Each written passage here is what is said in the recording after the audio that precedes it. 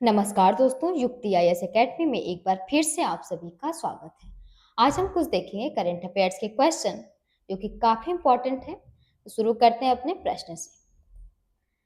ठीक है, तो प्रश्न है हमारा, कुछ क्वेश्चन हैं जो कथनों पर आधारित हैं कि आईआईटी दिल्ली के 97 दीक्षांत समारोह के संदर्भ में कथनों पर विचार कीजिए। ऐसा क्वेश्चन है हमारा। तो चार विकल्प दिए हैं कि ओएनओएस रिसर्च जर्नल तक पहुंच आसान बनाता है, या फिर एएनआरएफ अनुसंधान को बढ़ावा देता है, या पीएमआरएफ युवा शोधकर्ताओं को अवसर देता है। तो चार विकल्प हैं, सही विकल्प हो जाएगा इसमें से ऑप्शन डी।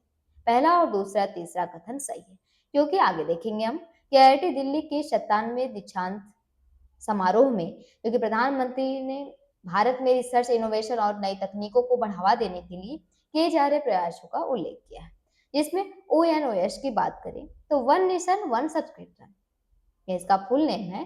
इसके माध्यम से देश के विद्यार्थियों और शोधकर्ताओं के लिए प्रतिष्ठित रिसर्च जर्नल्स तक पहुंच आसान बनाने पर जोर दिया गया है।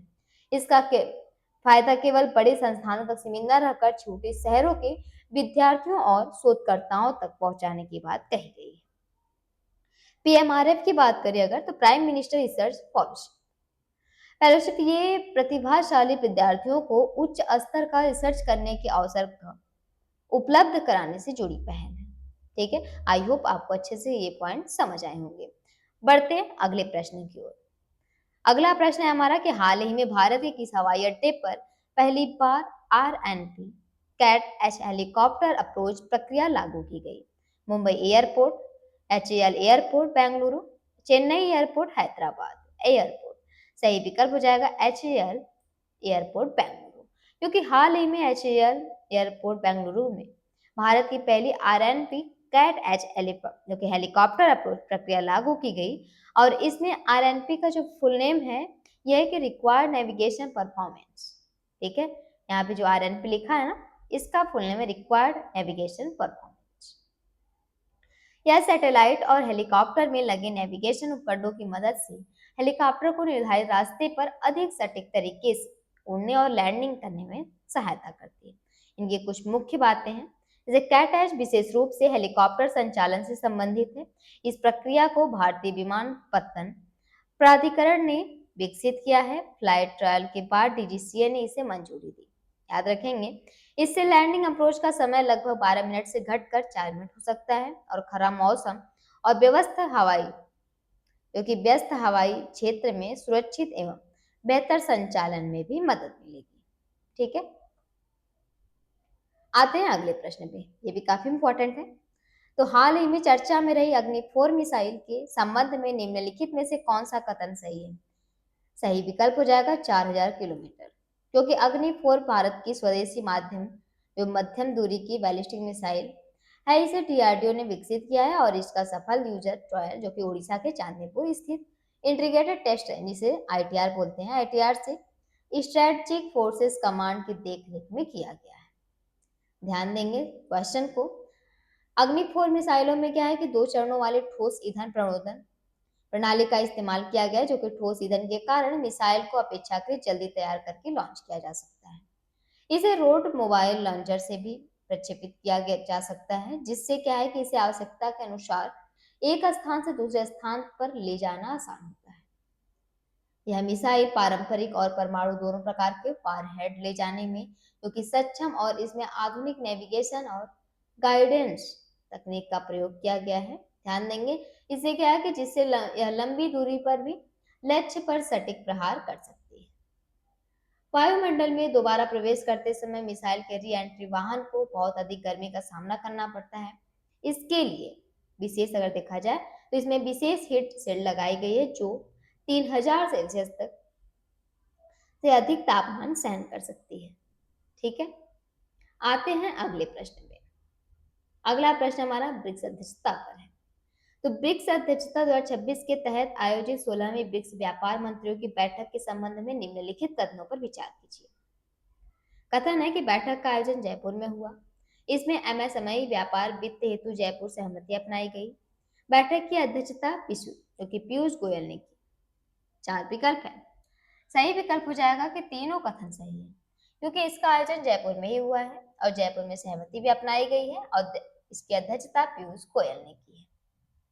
भारत की ब्रिक्स सदस्यता 2026 के तहत अगर देखा जाए तो ये राजस्थान के जयपुर में आयोजित की गई थी, जिसमें केंद्रीय वाणिज्य व उद्योग मंत्री हैं पीयूष गोयल, इन्होंने अध्यक्षता की।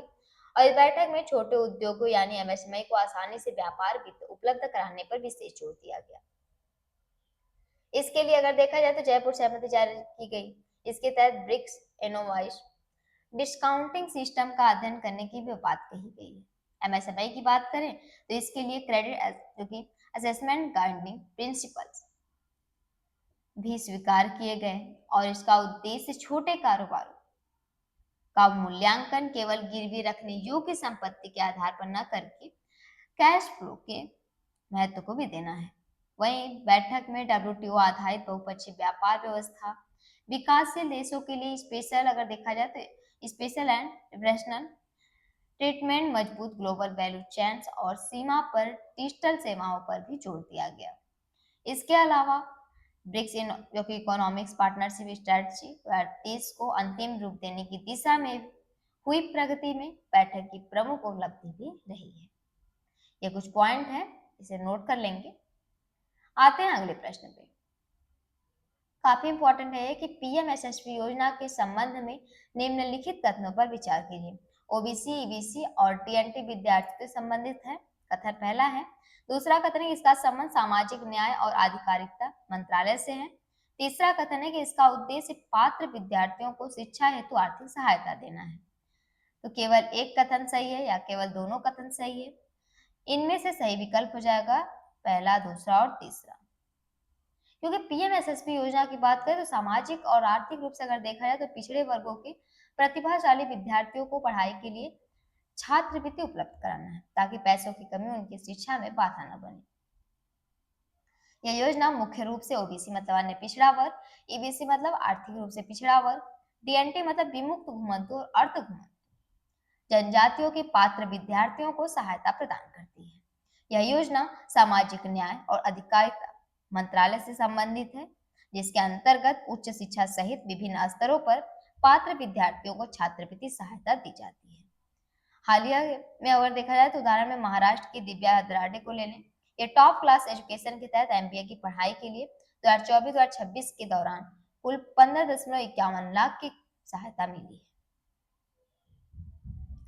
एक सवाल है आप लोगों के लिए कि हाल ही में भारत की 101वीं रामसर साइट घोषित ग्लावसील किस राज्य में स्थित है? असम में, अरुणाचल प्रदेश में, सिक्किम में या फिर मेघालय में?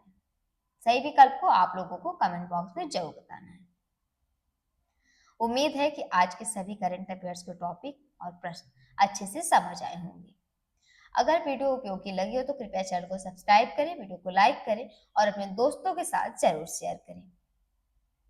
कल फिर मिलते हैं अगली नेक्स्ट वीडियो में कुछ महत्वपूर्ण करंट अफेयर के साथ। धन्यवाद।